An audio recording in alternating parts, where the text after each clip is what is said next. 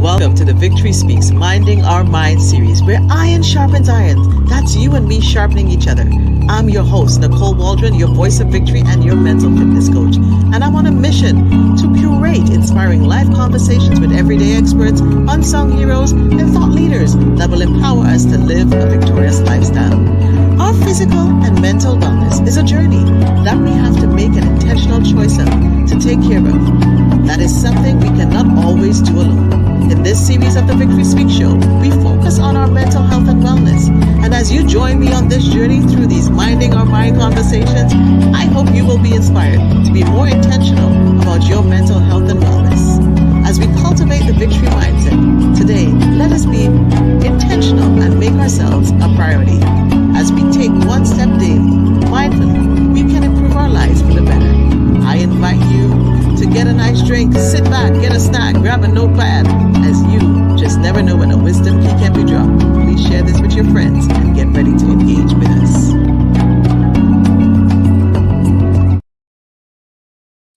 And welcome, everybody. It is Wednesday. It is Wellness Wednesday. It is a wonderful day to be alive. I am coming to you live from Toronto, Canada, and it is beautiful and sunny outside. I'm going to look to my left. I can see the water. I pretend the lake water here in Toronto is like the ocean in the Caribbean. I know I have to use my imagination, but it's so blue and it's so beautiful. And so I'm so happy you're joining me here this evening for the Victory Speaks show. It's Mental Health Month. It's May. Can you believe it's May? How did we get here? It's Caregiver Awareness Month. And guess what? On Sunday, the Sunday that coming up to the day that we're taping the show, Mother's Day is coming up. And so what are you doing for your mother this Mother's Day? Drop it in the chat. Tell me where you're tuning in from.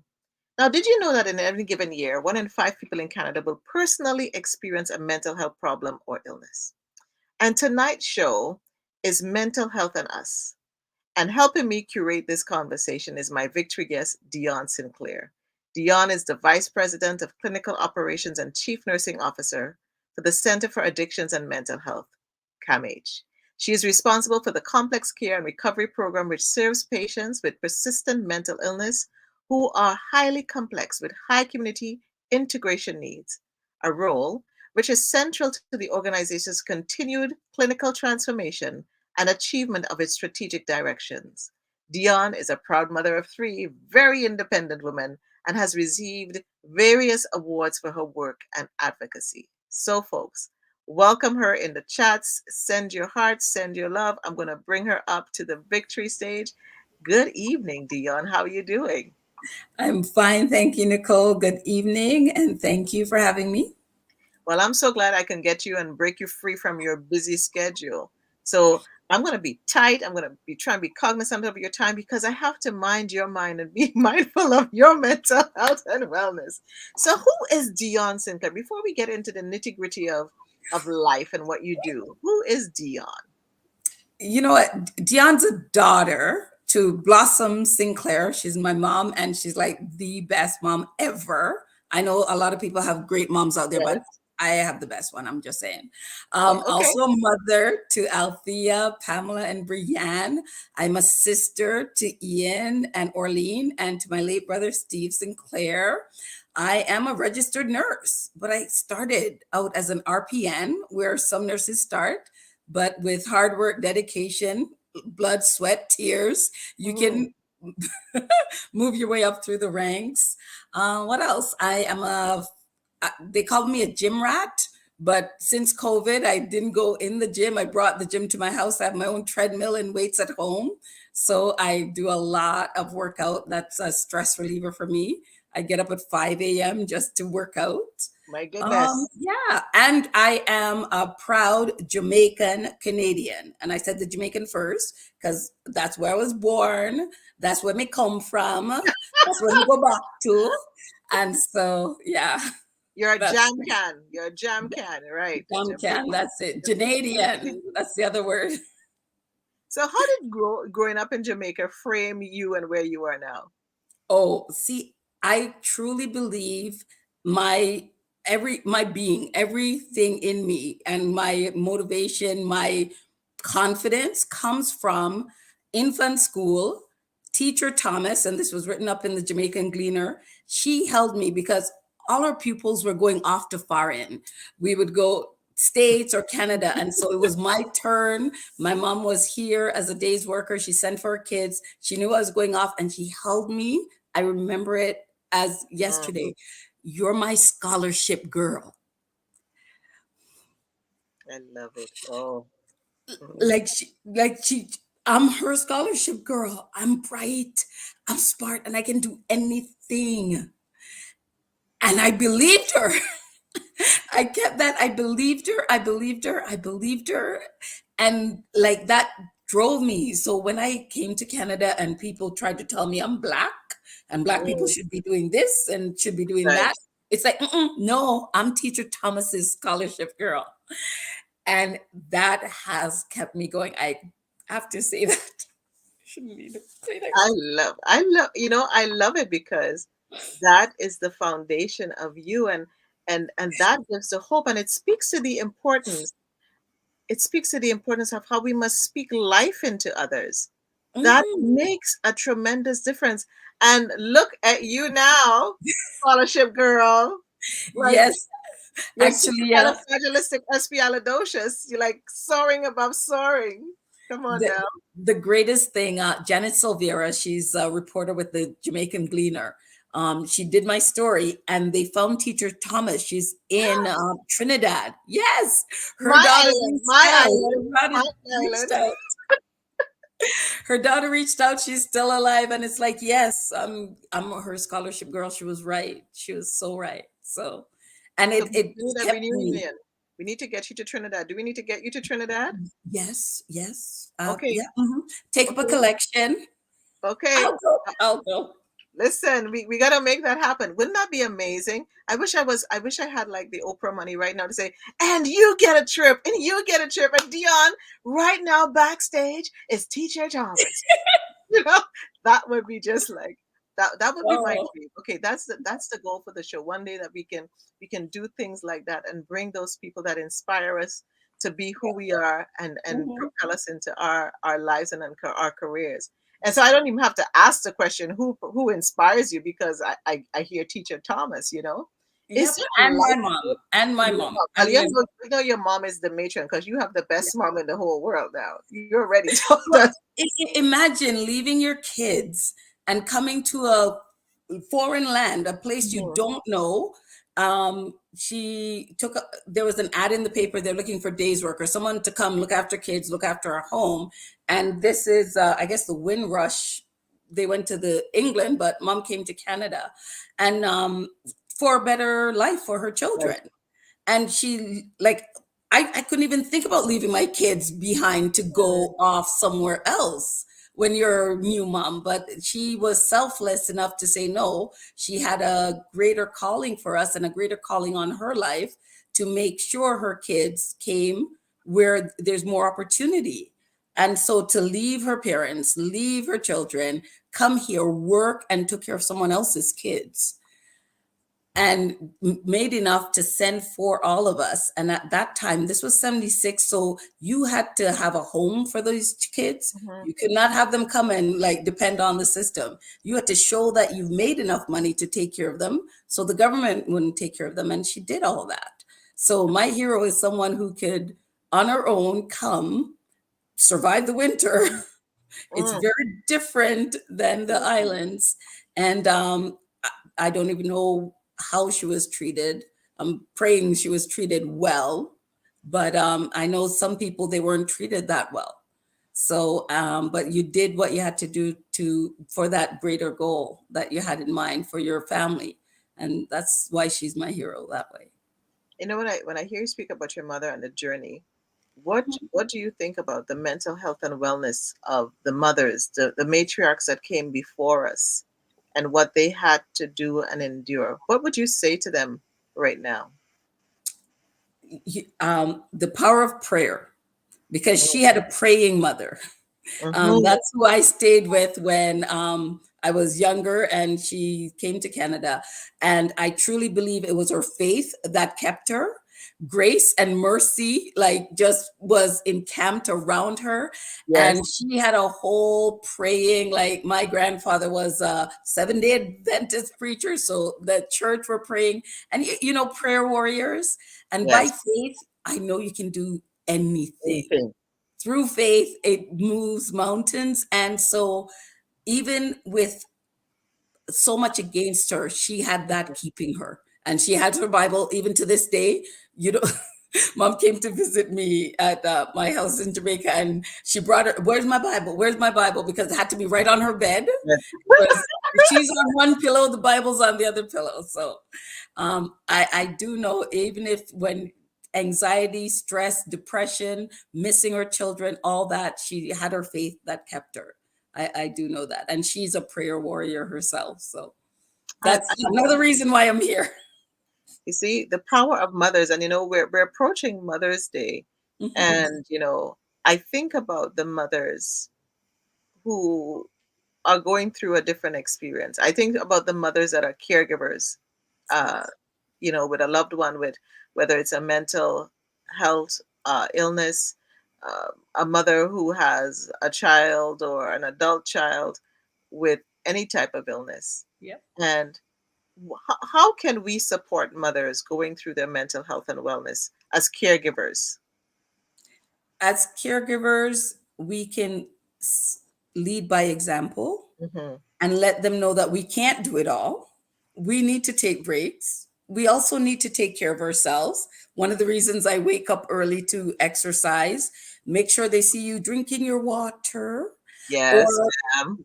going to bed on time, getting enough sleep, and really even just going out for a walk, fresh air. One thing I love about CAMH, they have walking meetings, and it's like, what? We can go outside? Yep.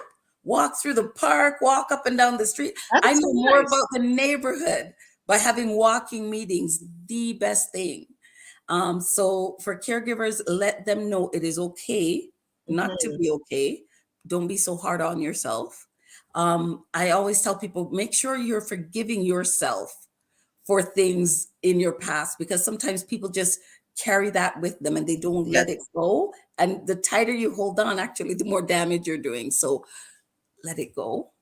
giving What else? yourself that grace, giving yourself that grace, A hundred that percent. self-compassion. And Mhm, sometimes it's funny. I was having a conversation with a close friend last night about forgiveness, and mhm, one of the interesting things is how we use the word. And she said sometimes we use forgiveness and it implies we've done something wrong. And mhm. sometimes it isn't about we did something wrong. It's just that we didn't know what we didn't know. And we made choices along the way. And it's to be accept where you were. And if you Yeah. knew better, you would have done better. But And now that you know better, you do better. you do better. And that's the grace you have to give yourself and stop living in the guilt. And so to Mhm. the mothers out there, hear what Sister Dionne is saying today. Take care of yourself. Take time for self-care. Do some walking and get your water. And so Yes. it's you default already to the taking care of self. What Mhm. propelled you into the medical field, becoming a nurse? See, that's a funny story, and I've shared it in some other venues. I grew up watching WKRP in Cincinnati. I don't know if you know that Yes, Lonnie yes. Anderson. Lonnie Anderson, she would she ran that radio station, and she'd come in and she'd be typing, and she looked so good with her blonde bob, and it's like, oh, I'm gonna be her. She looks powerful, confident, and Johnny, everybody had to listen to her. And grade 10, this was me. I couldn't type. I Right. couldn't type. And he's like, Mom, I can't type and I can't be a secretary because I could have nails and I could dress and I'd Right. have heels and I'd look makeup and look good going to work.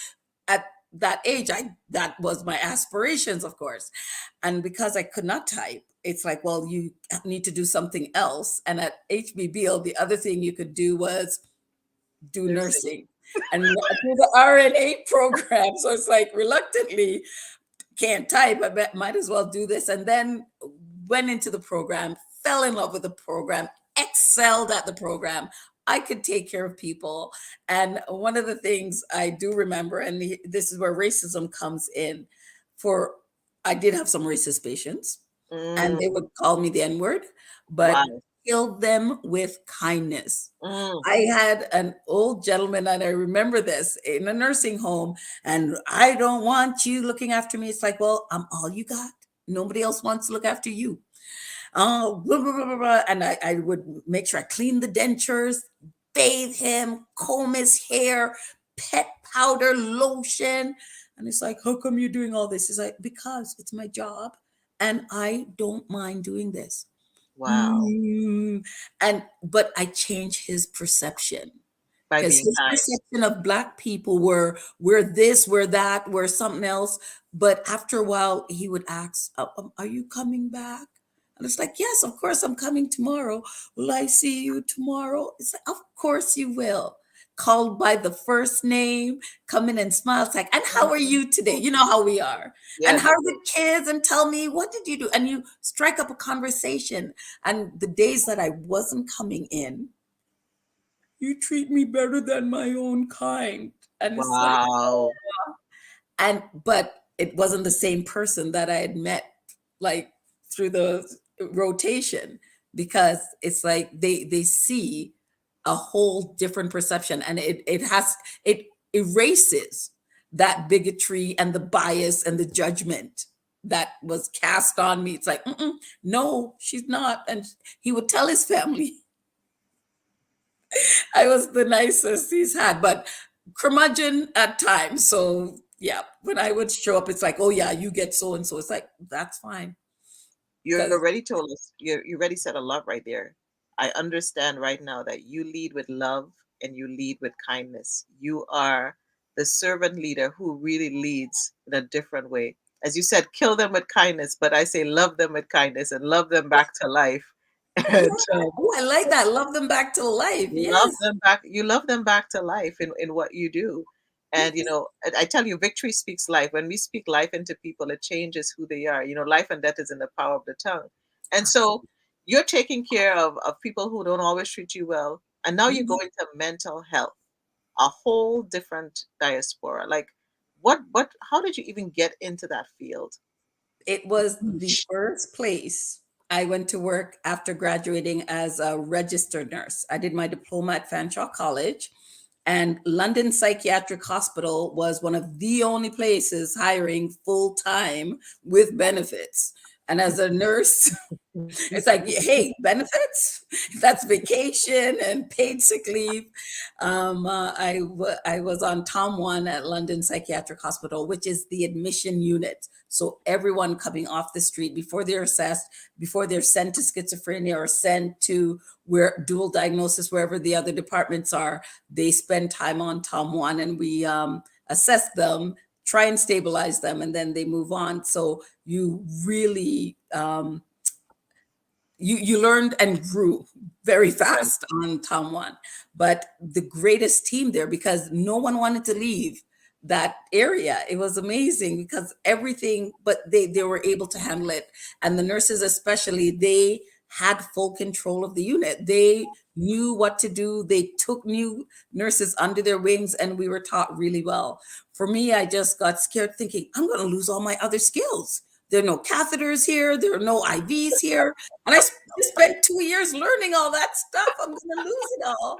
So I did leave after a year, and I went to Cambridge Memorial Medical Surgical Nursing, which actually the mental health knowledge I learned, I brought with me, which was very Wow. helpful. And so 9.5 years med surg at Cambridge Memorial, and until my big turning point, the government change and hospitals got amalgamated and restructured and nurses got laid off. So, but I went back to school. So, It makes me think that every nurse should really have the incoming year in mental health training because it can mhm, prepare you. I'm just saying, I'm creating systemic changes as I'm talking here. Every nurse needs to mhm. be trained in mental health and wellness. And I'm going to give you some beautiful comments here. Joan is saying it shows that teachers can really make a difference in a young person's life. They surely can. And Sarah, So proud and happy to hear, Dionne. What an inspiring success story. And you've only just heard the beginning, man. You just heard the beginning. And Mhm. so Dionne, switching up a little bit and going in here, it's noted that there are so many studies and stories documenting the poor care of Black people um, Yes. historically and the treatment they've received in the mental health care system. Yeah. What do you think needs to be done differently to affect change? Actually, on Monday for Hmm. Nurses Week, I will be giving a talk on increasing the cultural awareness of healthcare professionals. It's not another anti Black racism training, it's not another anti Indigenous cultural safety training. Those are important, but you need to be ready to receive that training. And Hmm. in order to be ready to receive that training, you need to grow through this cultural continuum where you're able to accept the truth. There's a lot of people out there, they're not accepting the truth that other cultures are just as rich, just as innovative, just as um, special as they are. And Right. we are equals. No one's better than another. But what happens is organizations, they said, okay, we need to do diversity, equity, and inclusion. And they have the focus groups, they Hmm. have the town halls, they Hmm. get all the surveys, and then they get a stack of initiatives that we need to implement. And those consultants who grabbed all those initiatives, they take the initiatives and they bring them to the leaders in the organization. And they say, here, we've heard from the staff. These are some best evidence and best practice initiatives we need to implement in this organization. But what if, just what if, that leader is sitting in a, for lack of a better name, a Donald Trump mindset? Ooh. What happens to those initiatives? Hmm. Hmm. They came from the staff, focus group, town hall, surveyed. They are the initiatives staff want implemented. What happens? You're giving it to somebody in a mindset that belongs in the deep South, somewhere in rural Mississippi. What Roses. happens if that's their mindset? Mm-hmm. Mm-hmm. What happens to those initiatives? They just die right at the table. Hmm. So leaders are the ones who set the tone from the top. The leaders are the ones who have to remove those systemic barriers.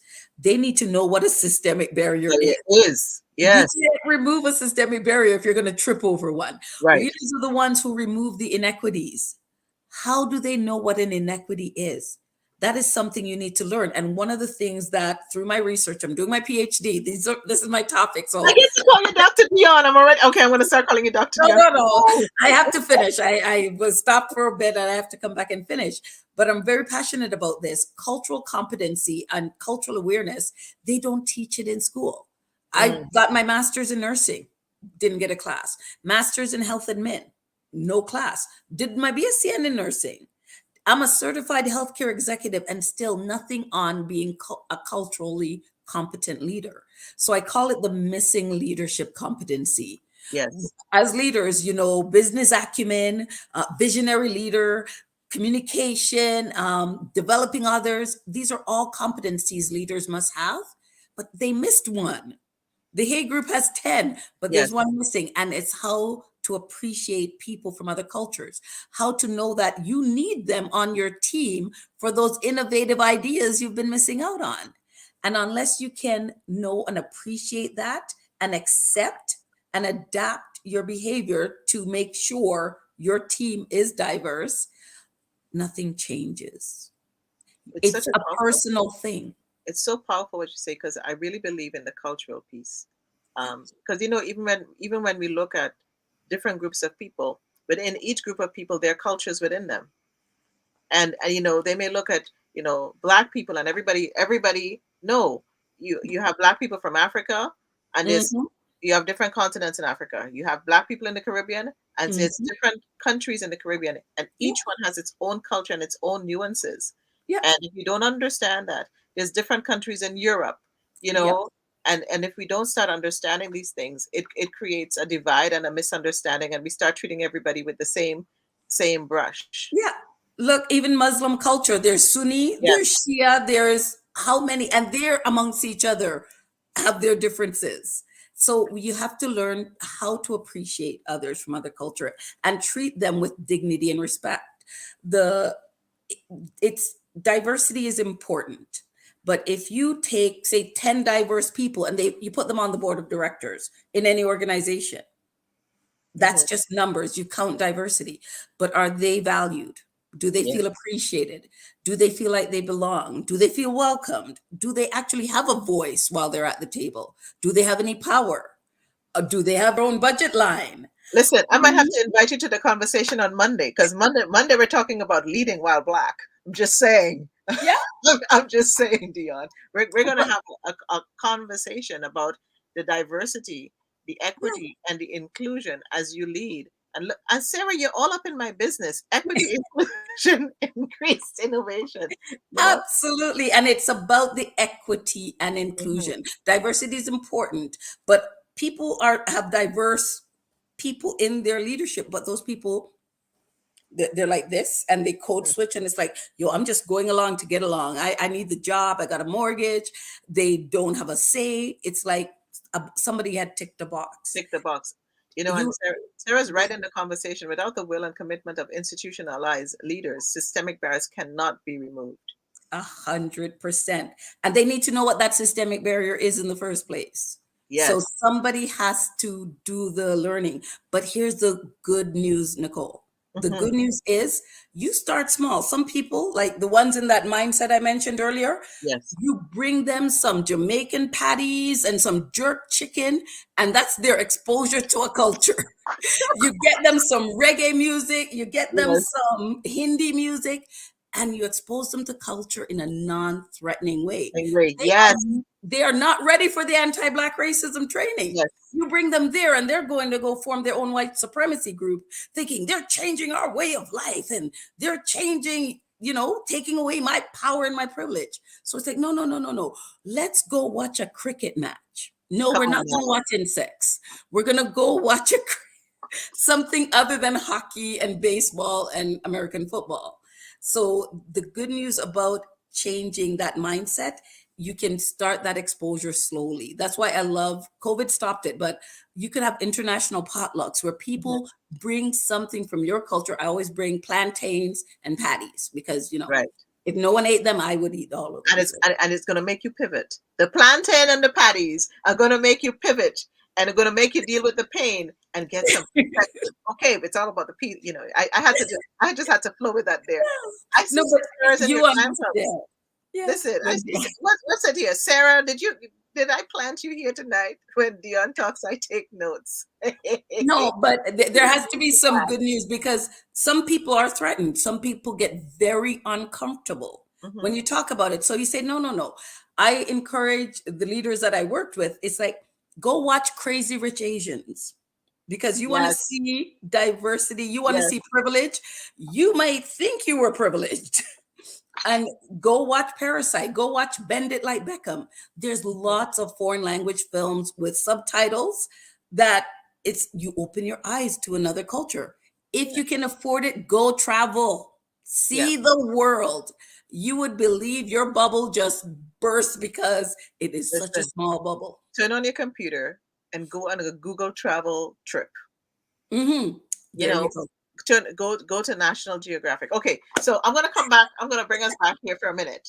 So, um, why has it been so hard then to discuss? Because we talk about culture, we talk about leadership. You know, why is it so hard for us to discuss our mental health and our wellness um, in our community? Um, Stigma for one, but there are people that don't believe that God and mental illness can coexist. Come Oh, on, you just didn't pray enough. You didn't read your Bible enough. come on You now. are possessed by this, that, and something else. And it's like, no, I can have a therapist and go to church. Yes, You can. And that I believe that is so ingrained in the community. Do you know Jamaica has more churches per capita than anywhere in the Western Hemisphere? wow. Per capita, Jamaica has more churches. I it's like, what? What are we doing with that many churches? and people they feel guilty if your child or somebody in your family is like, oh, hush, hush, no, no, we're gonna, anoint them with oil and pray, and we're gonna bring somebody else, and it's like, no, they need to see someone. They need some medication. We can still pray. We can Yes. still anoint them and get them the help they need. Because we And don't do it with that's where we need cancer. to work. We don't do Mhm. it with heart attack. We don't do it No. with diabetes. Mhm. We don't do it with, and I can't say it enough. I can't say it enough that Mhm. we need to stop demonizing mental health and wellness, because our brain is our mind and our mind is a brain, and it's a brain disease. It's it's Mhm. it's it's just like, cancer attacks different parts of your body. It can even attack your brain. So, Yeah. I almost want to say get over it. And when we talk about, and you talk about the taboos and the stigma, do you find that there's some mental illnesses that we're not paying close enough attention to or not even comfortable about discussing? Absolutely. Yes. And it's stress, it's anxiety and depression, but major depression. Right. People will cover that up, and even to the point where someone's suicidal. And I truly believe suicidal, the risk taking some people do, they're suicidal. Right. Oh, say that again. The risk taking that some people do actually is And actually, I don't have a research. I have to preface this. I did I not do a understand. research. I didn't do, but it's just something that I look at people, and I was watching the show and they were jumping with skis onto this mountain, like, and do it. And it's like, say what now? Out of a perfectly good airplane. And it's like, no, like, it's one thing to have an adrenaline rush, Yeah. but chances are you could have made it down, and chances are you couldn't. And they were okay with that. And there could be, When and makes you think there could be something else happening there that they're not even aware of. What makes you want to go, just not the adrenaline rush, but go this far? you could go on any mountain and ski down, but you needed to jump off a plane, and there's an avalanche that can come right behind you. Yeah, yeah. It really makes me wonder. And when I think about suicide and suicidal ideation, what should we what could you say to members in our community in particular, even anybody listening, because it's we just saw Naomi Judd, uh, um, you know, and Mhm. we were having the conversation. When I saw the news and they said she died from a mental illness, I was like, what do you mean? She died Mhm. from a mental illness? She died, which mental illness? I'm like, what are you talking about? And then I looked in further and I saw she had depression and anxiety. And my first thought, Dionne, was that she died by suicide and they didn't want Mhm. to say it. And we Mhm. have this problem when someone dies by suicide. And I hope people, and you, if you've listened to this show before, especially when we talk about minding our minds, it's not committed suicide. It's not a crime. It is part of the illness. Mhm. Why is it so hard for us to talk about suicide? There's guilt. Right. I truly believe that. If when you're left behind is, how did I not know? How did Mm, I not see it? What could I have done that I didn't do?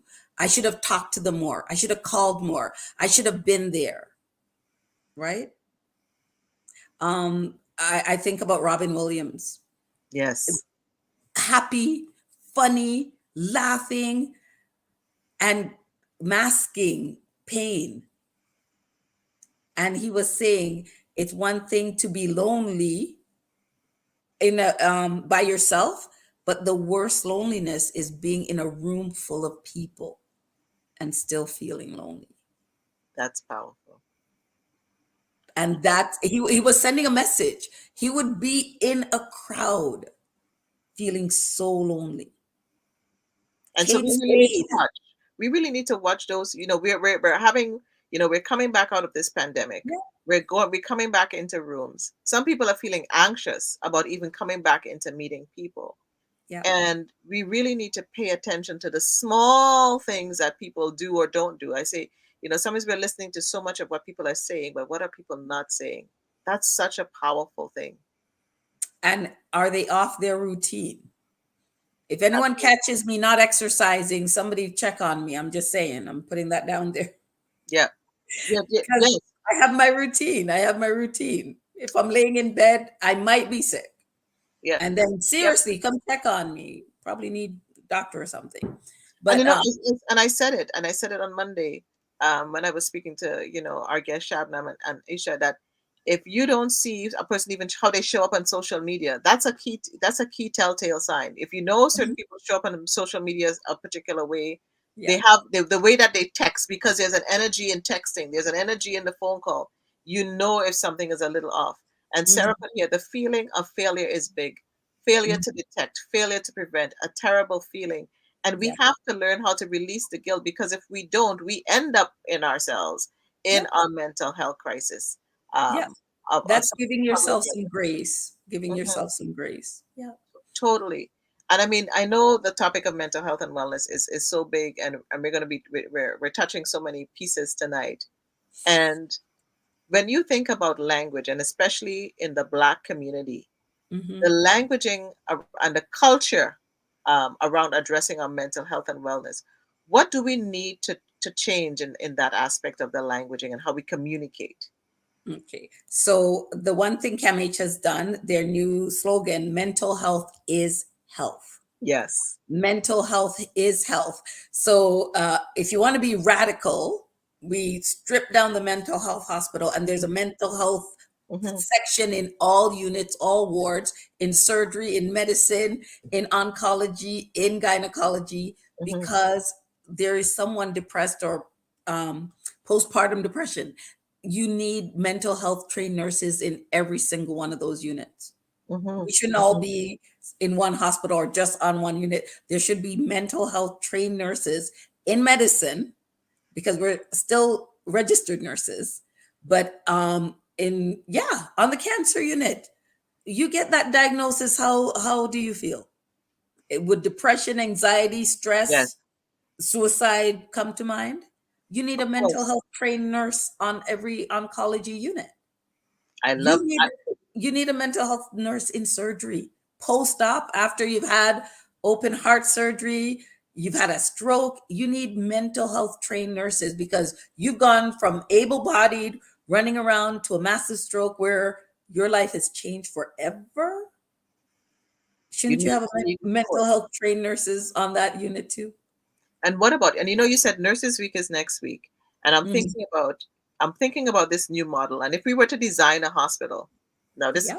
you're making me think now. If we were to design a hospital, so we're going to have mental health trained nurses, and I'm also thinking that we need those mental health trained nurses specifically to deal with staff that who are dealing with, you know, the nurses are dealing with a lot, the doctors are dealing with a lot, the Mhm. administrator is dealing with a lot.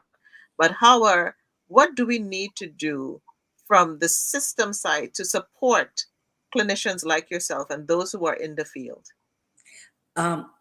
Courageous conversations. Mm, We need the language, as you were mentioning, and we need that ability to be brave, step out of our comfort zone, get uncomfortable, and say, "Hey, Nicole, I notice you're just not your regular bubbly self.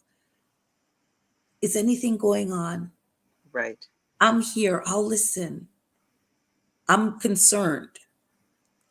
We need oh no, I don't want to bother her, or she's going to tell me something. And it's like, no, you're concerned because you're But what just about if you feel you're going to be penalized? Like if I'm a doctor or a nurse and I'm working at in a mental health, and I think especially in mental health organizations and Mhm. facilities, who better to need that counseling, that support, because you're dealing with trauma all the time.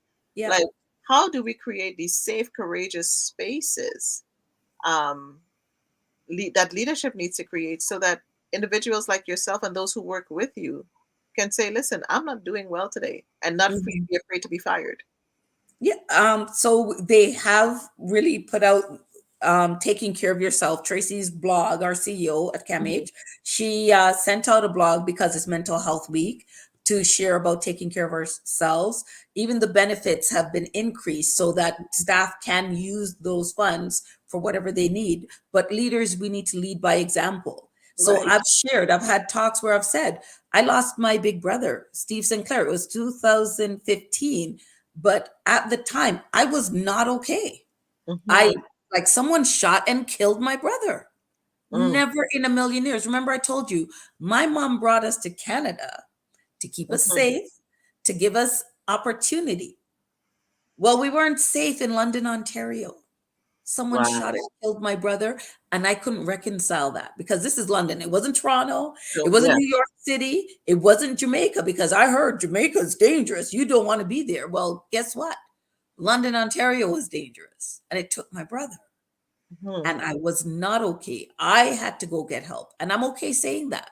And leaders have to be okay because it's like, she's the VP and she said that. It's like, yes, I Lead needed by help. example. Yeah. Lead by example. I think that's huge.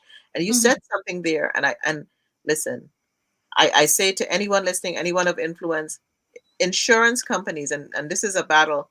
I'm picking a battle there, Dion. I'm telling you. Um, and people know my resume. I do sit on the board of an insurance company, but I'm picking the battle. And the battle for me is insurance companies need to do better. The benefit rate for most insurance packages, and I should say employers need to do better and push for better benefits, because when you're seeing all you have for a year is $300 or $500, what's that, 2 visits, 3 visits to Mhm. see a therapist? How is that benefiting somebody? We So have to do better in the benefit packages for our employees. they have, it's now $1,500. The government of Canada Yeah. does not pay Okay. fifteen All hundred right. dollars, Yeah. beloved. They pay five Yeah. hundred Yeah. dollars for. Mhm. This is what I'm saying. It Yeah. has to really start, because if we are saying that we want to make mental health and wellness a priority, and mental health is health, I Mhm. commend organizations like CAMH and the cooperators that are putting things in their benefit packages. But we have to push the pendulum, Yeah. and if we want, and especially coming out of this pandemic. Um, I know I've gone into panel mode discussion, because now we've hit a sweet spot, is that we have to, Do we better. need each other to be well. Yep. And how else can we do it? Mhm. We also have to go back to community. We have to Mm, get back to community. Ubuntu is I am because yeah. we are interdependent. We can't be so me, myself, and I. It's like, Come on no, there's no I. Back home, like it takes the village to now. raise that Yes, child. It yes. takes a village to do anything. And if you're growing yam and so have gungo peas and Mhm, so, mhm. we barter, we trade, and there's nobody going hungry because I pass your door and Miss so and so, you have the, oh, come on in. There's always food from the poorest person. They will share. And here, everybody's just me, myself, and I, but then they Yeah, go home alone and stare at the TV or stare at their social media. What's that doing for them? You need contact with people, live people. people. It's And almost like we operate from this poverty mindset, this mhm, mindset of scarcity, and I'm afraid to share in abundance, and we live in this place of fear. What is mhm, the difference that you want to make? Like, you said you wanted to go into executive leadership. yeah. Why was this important to you? Because I'm hearing you, I'm listening to you, I've read about you, I've got to sit in meetings with you, but you're in a very interesting place Mhm, in executive leadership at one of Canada's top hospitals. yeah. Why is that important to you? To be that role model. You can't be what you don't see. And I Ooh, got 3 daughters coming up. I know a lot of other nurses coming up, and they don't have to be black. You're racialized, you're brown, you're wearing a hijab, you're from South Asia. In healthcare organizations, I did not see a mhm, vice president that looked like myself until I sat and looked in the mirror. I did not see a vice president in any healthcare organization I've worked for, and I've worked for many, that looked like me. And again, Teacher Thomas's scholarship girl was always destined to be that role model, to be that leader, and to grow future leaders. I started the Canadian Black Nurses Network. And what we do, we coach and we mentor nurses, anyone who'd like to be in leadership, because Mm-hmm. there's subtle nuances you need to know and there's things you need to do. If you are doing an interview for a position, manager, director, we'll do interview prep. We'll take your resume and say, no, you need to make sure these things are listed on this resume. And here's how the resume is supposed to be laid out. There's no one out there showing us that. You trial and error, you learn by trial and error. So we And need a lot it's more mentorship, and especially in the C-suite space. We need a lot more mentorship in the leadership spaces. and sponsorship. Somebody has Mm. to speak your name in the room full of opportunity. Because when they're talking about, oh, who's going to be the next chief nurse for the province of Ontario? If no one in that room can mention your name and talk about you and what you do, you're not even considered.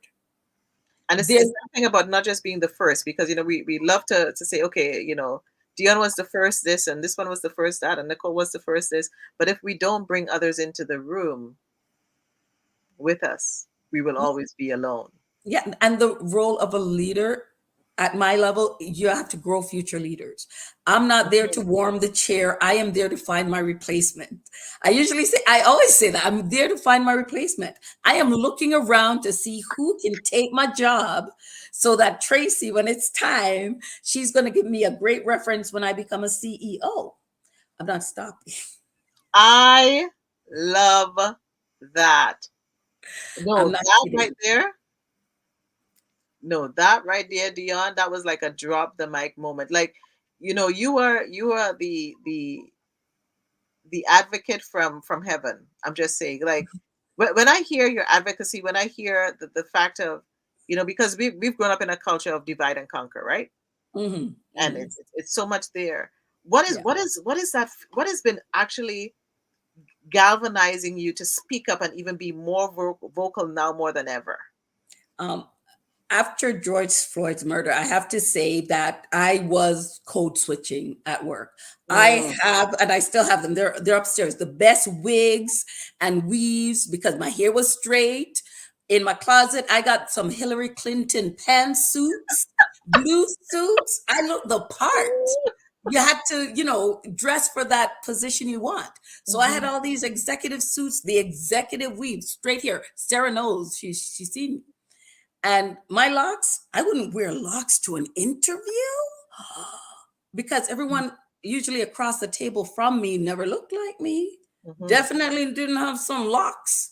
And I mhm, didn't know what judgment would come. But after that, the wigs, weaves came off. And it's like, this is me.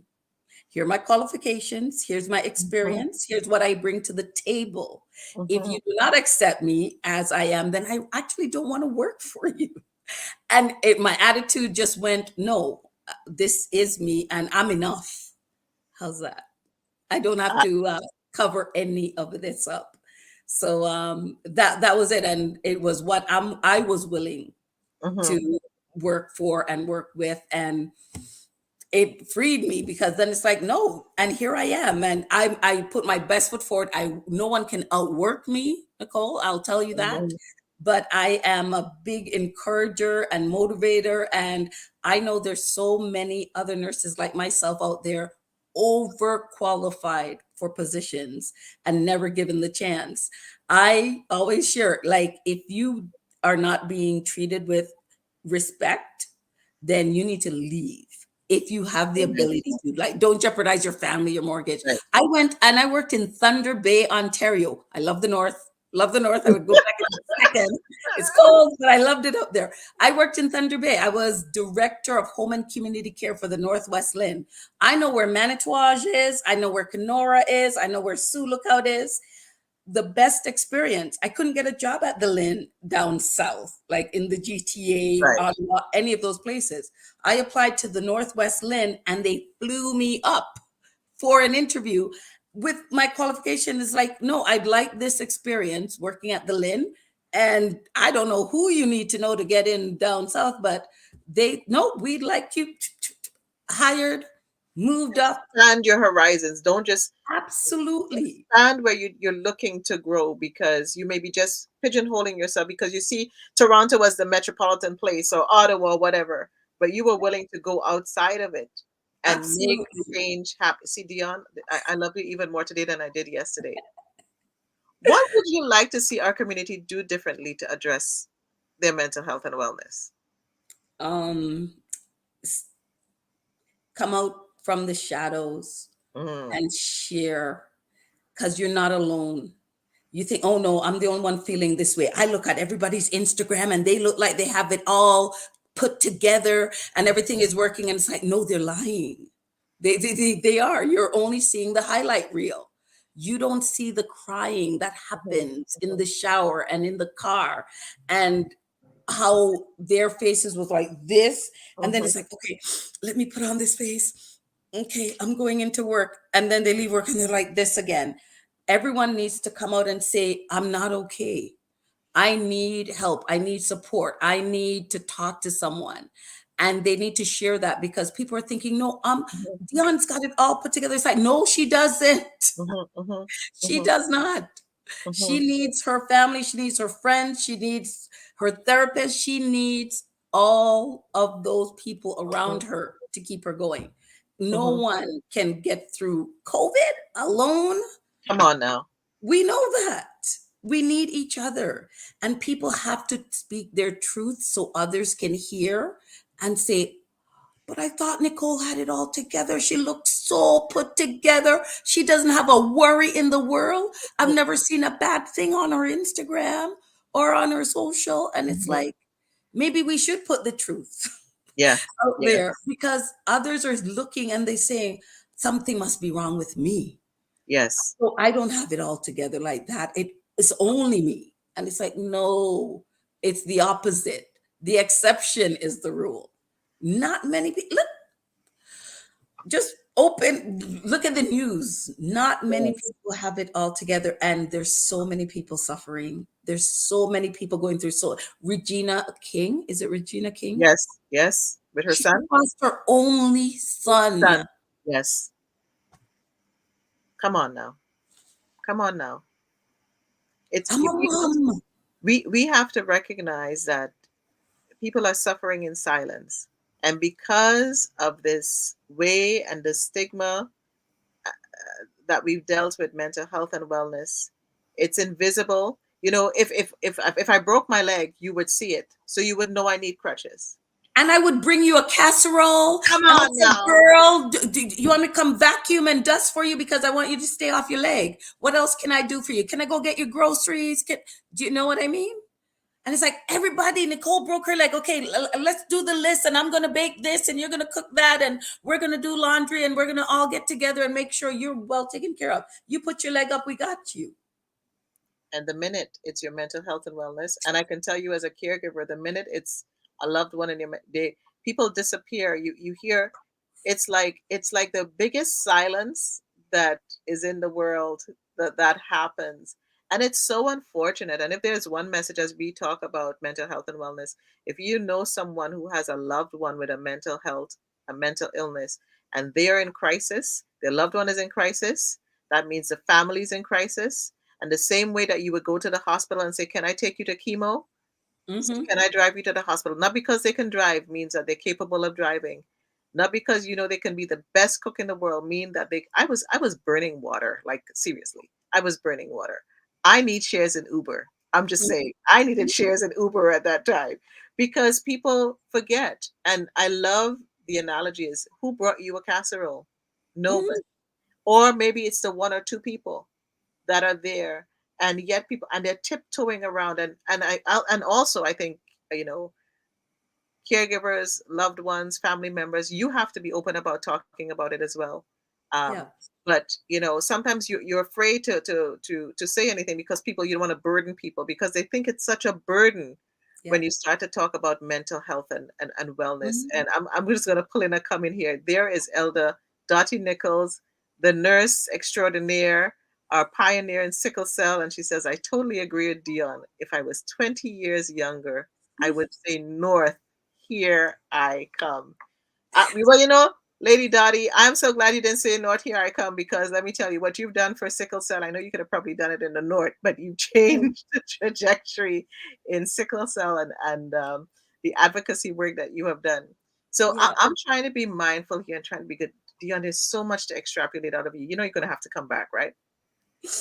Let me Yes, take of course. Yeah. you're going to have to come back. If you could say something about your work, one thing about your work, what would that be that you would want folks to know? Um, I am very passionate about what I do. I do care about my community. I truly believe we are gifted, and it's Williamson's poem. Um, see, now it's gone. Oh, I will find it and say, do you know the one? Sarah, do you know it? It's killing me now. Hang Don't, on. don't let it kill you. No, let me go. I'm just Googling. Google is our friend, my sister. My son would say we could cure cancer in Google. Vivian is saying here, so many in our society believe that there's a difference between the terms mental health and mental illness. Yeah. And one is considered mental well-being and one is serious and scary. How do we educate people? Ooh, big Mhm. question. Big Yeah. question, Vivian. See, I don't know why it slipped my mind. Our deepest fear is Do it. not that we are inadequate. Do it. Our deepest fear is that we are more powerful than ever. It's not, where is it? Yeah. It's our light, not our darkness, that most frightens us. We ourselves, who are we to be brilliant, gorgeous, talented, and fabulous? Actually, who are we not to be? We are childs of God. And so it's that deepest fear. It's not Yes. that we're inadequate. We we're so powerful. I think that's what we fear. Yes. I truly believe it's like let your light shine. And that scares people. It's like I'd rather be small. I don't want to. And it's like, but oh, you could be so impactful. And it's that fear. I always say to people and remind people that fear is false evidence appearing real. And what's that false evidence that's appearing real in your life that is paralyzing you? What's the false evidence around mental health and wellness that is, Vivian, I would say this. What's the false evidence that's appearing real when we have to speak about mental health that we're so afraid to talk about? Do we think that people are going to shun us? Do you think we're not going to be accepted? We're not going to be employed? We're We're going going to to be be labeled with it. It's labeled? going to be our label. And You that's know? not true. Yeah. The privacy, we're so private about it. We're so private about discussion. We're doing ourselves no earthly good with the privacy because Mhm. we're hiding. I mean, some things you hide because, privacy, you're protecting something. What are you protecting? What are we Mhm. protecting? And there's so many levels. We have to have a conversation on the privacy, Mhm. you know. I, Um, I just want to finish this little part of the poem that I want everyone to hear. As we mhm. let our light shine, we unconsciously give other people permission to do the same. That's the part. Like we have to lead. We have to lead. We have to lead. We That's have to that's lead, what we I have want to to lead share. with that shining and that care. And I think when you were in the beginning of the conversation, when you spoke about the patient that you took care of, you showed up with that light. And Mhm. because you showed up with that light, it changed the trajectory of his thinking, that his fear, there was a fear he had about what a person of color was like. And by you Mhm. showing up with light and leading with love, you changed how he sees it. And I'm so glad you're that kind of leader. What's your best advice for the next generation? The next generation, um, we need each other. Mm, Don't be selfish. Don't be selfish. You have to form that community because that African proverbs, this won't break. This could break, but this, when right. we're together like that, you have to find a way to have community because we do need each other. Who's We in your community? absolutely need each other. Yes. I call it the Oh, iron sharpeners. Who are your iron sharpeners? oh, my iron sharpeners, Debbie Orth. She knows who she is. Right now, I've got my sister Orlean Sinclair. I am telling you, when I left the North, Um, I wasn't homeless. I was looking for a home, but my Right. sister took me in. My stuff was in storage until I could decide, no, I can't afford Scarborough. I have to move north. So I'm living north of Newmarket. But she's oh gosh, she's a rock, my sister. I have to say that. And oh, I have to say, Orlean Sinclair went to Waterloo back in the early 80s, where they're like the only Black child in a computer program. That's who you need to talk to. Brilliant, Okay. smartest. And she is the head tax accountant at American Express. You So wouldn't know. you're She gonna doesn't say anything. you're gonna hook me up because we need to have that conversation. We need to show people. It's one of the reasons that I do the show. It's not because I like to talk. I'm really an omnivert. I'm really an introvert. But I know this platform can shine a light on individuals like yourself, Dionne, that is changing and affecting lives. And people need to be inspired by the work that you do, which Mhm, which in essence bring hope, because hope alive, right? Because when hope is deferred, it makes the heart sick, and we need to keep hope alive. So mhm, I hope by even this conversation, hope is reinvigorated in someone. mhm. And I've seen a quote that you have spoken about. I've seen some of the things you've said and heard some of the things you've said. If you were to live your life over again, what would you do differently? I have to say, I would spend more time with my children, because as Mm, a single mom and a registered nurse growing up, and this country isn't that kind to single moms when you don't want to live on the system and you want to work. I right, picked up extra shifts. I would right, be the person working Christmas, Thanksgiving, because they pay time and a half. And I had right. three girls that had to go through school, and they needed stuff for Christmas. And I truly believe there's a way. I would have to find a balance there some way, because I missed out on a lot of milestones. I Hmm. do. It happened. I know my mom came, and we missed mom until we came to the country as Right. well. But there's just so many milestones. I wasn't there Christmas mornings. You're a nurse. You're working. Yes. Your Thanksgiving dinner, it's like, where's mom? Mom's working. And now with phones, you could like FaceTime. Yeah. It's not Yes. the same. Yes. So those are things, looking back, I did what I had to do. I was working with other moms that were missing their kids too. But as a nurse, we're 24/7. Well, you Somebody's said there at 3 a.m. you said something again, and it comes brings us back to the beginning of the conversation. There are many nurses and clinicians that are moms that are going to be working on Sunday, this Mother's Day. Do something special for one of our nurses. In particular, Nurses Week is next week. Do something for a nurse, whether it's a note. If you have a loved one in a hospital, if you've ever been taken care of by a nurse, if you have a nurse in your family, do something. Send them for a massage, a hand massage, a Yes. foot massage, cook them a meal. Do something special. Help them to take care of their own mental health and wellness, because it is needed, and they are taking care of you and your Mhm. family. So I thank you for sharing that.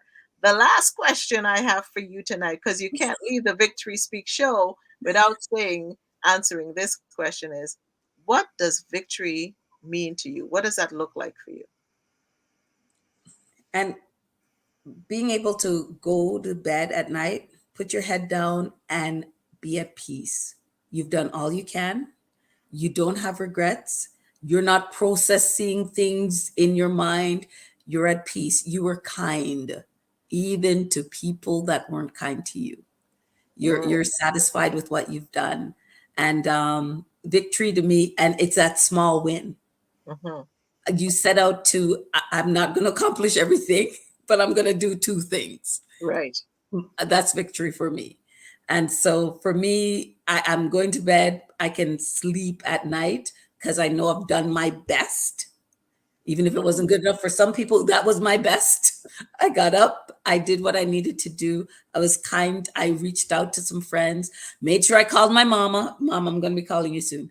Those are things. And so, my children, call your mother. I'm just saying, you know who you are. Please give you. Call your mama. No, those things, and the little things that they don't have to be big. I Mhm. drank all my water that I needed to today. Yes, I didn't. victory. But don't, hey, give yourself some grace, and you I'm gonna still give have myself time. some grace. It's still there. I'm watching it right now. How much So is it? small wins, celebrate the small wins, celebrate them. Yep. And Thank be you. kind. No one knows what other people are going through. Thank you so much. You know what? You lead with kindness. I think if I was to paraphrase you in a word, I would say Dionne is the epitome of kindness. Thank You, you, you Nicole. always speak with kindness. You welcome us with kindness, and when I read your Facebook and your post every day, it's always an encouraging word, and I'm like, where does she find the time to make sure that every day she drops an encouraging word? It's like the best thing ever, and you have the best backgrounds, and I am so glad that CAMH was wise enough to hire you and bring you into the space. I know you're making a definite impact. I'm looking forward to see your visions manifest. And as Dion and I wind down this show here tonight, what is the vision for your mental health and wellness? I'm going to give you what's the victory? What does victory look like for you in your mental health and wellness? What's the vision? Be intentional about it. Take a Mhm. moment to cultivate that vision because that's when you're going to see the transformation.